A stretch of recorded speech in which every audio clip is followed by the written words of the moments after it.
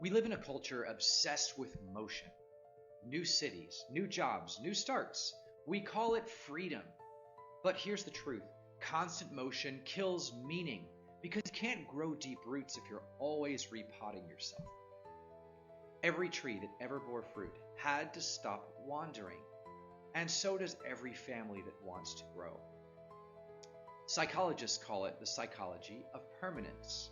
It's that sense of peace that comes when you stop living like a renter, not just in your housing, but in your mindset.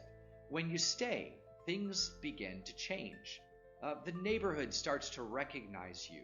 You start to see the same faces wandering the streets, the same people working in their front yard, and they start to recognize you and accept you. And you realize belonging isn't found, it's built. And I've seen this literally. I grow olives on my groves outside of Tampa. People sometimes ask, can I move my trees when I move houses? When you try to transplant a fruit tree, even a young one, it almost always fails because roots that were made to go deep don't like to be disturbed. They were designed to stay put, to intertwine with the microbe in the soil and the water table and the life beneath the ground, to become part of something bigger than themselves. And so were people. Faith teaches this too. When God's people were exiled in Babylon, God didn't say, keep your bags packed so you can move back. He said, build houses and live in them, plant gardens and eat their produce. In other words, stop running.